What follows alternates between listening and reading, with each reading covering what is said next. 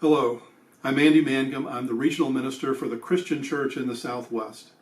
Like many of you, I have been watching with some concern the news reports about COVID-19, the coronavirus, as it has been affecting the lives of people around the world and now is affecting the lives of people here in the United States. The Christian Church in the Southwest takes this pandemic very seriously. And with that, I want to offer 3 words of encouragement. My first word of encouragement to you is that you get the best information you can from the most local source possible. For most of us, that will mean consulting our county public health department. They're the ones who are going to know exactly what's taking place in your portion of the region.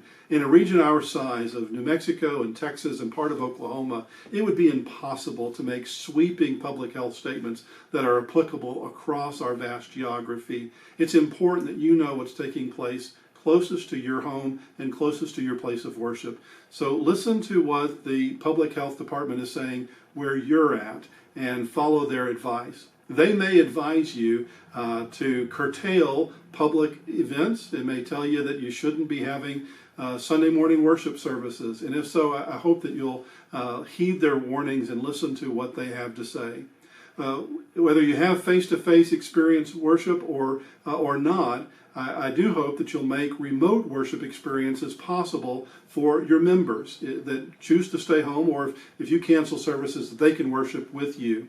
A couple ways you can do that. One way, of course, would be to do that through a teleconference, which requires a little more setup. You can use a Zoom call or freeconferencecall.com or GoToMeeting or WebEx. Any of these platforms give people a chance to log in and to connect with you, and they can interact. And that's the part of it that I like. If I were doing this, I would create a special worship service just for people who are participating through that teleconference, so that they're not trying to make sense of a worship experience that's going on live, but that they are able to interact with each other and interact with the worshiping community, and that we unfold worship in that way.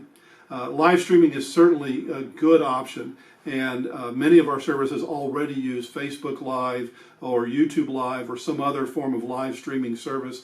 There's also one called Church Online Portal that is a very helpful resource for churches to live stream their services. So whatever way you do that, remember that your people aren't going to know necessarily how to find you unless you give them explicit instructions. They know where your church is a physical address, but where are you residing now online?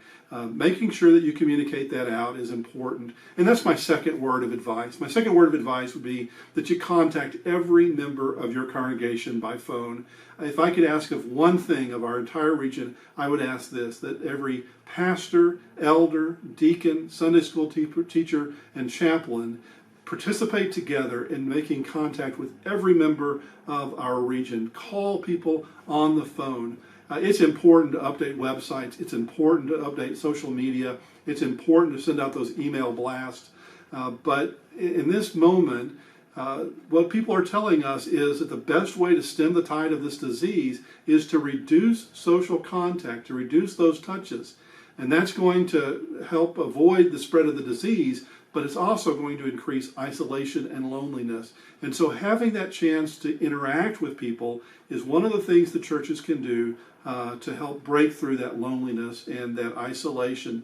It gives people a chance to express themselves, not just receive information. And so I pray you'll do that. I pray you give people a chance to talk about their hopes and their joys, as well as their anxieties.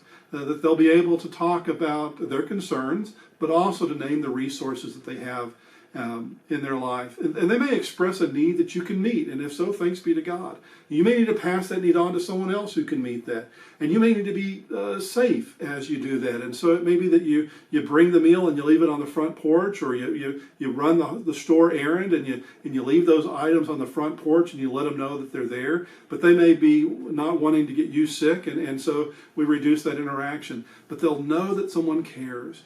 People can get a lot of stuff from the internet, but what they can't receive from the internet is an open heart and open ears, ready to receive their prayer concerns. That's what they need the church for. That's why they need you. And so the last thing you would do in that conversation is pray with the people that you're talking to. Pray for God's wisdom and God's guidance, for God's courage and God's protection and God's peace. That's the most important thing we offer to each other in this thing we call church. My third word of encouragement to you is that you be strong and courageous. Being courageous does not mean being cavalier. Being courageous does not mean throwing caution to the wind and ignoring all of the advice that you're receiving. Being courageous means that we trust that God will see us through. Whatever happens, whatever comes our way, God will see us through. That trust in God is at the heart of the gospel, that we push ourselves onto God's grace and God's love and rest secure in knowing that God will carry us through whatever this is, and that we will be able to emerge and continue to do that which God has called us to do when this pandemic is over.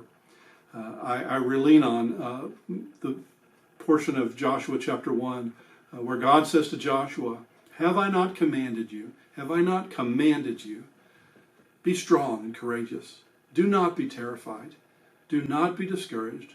For the Lord your God is with you wherever you go." And we might say for a season like this, the Lord your God is with you wherever you go, even if you stay right where you are. Amen.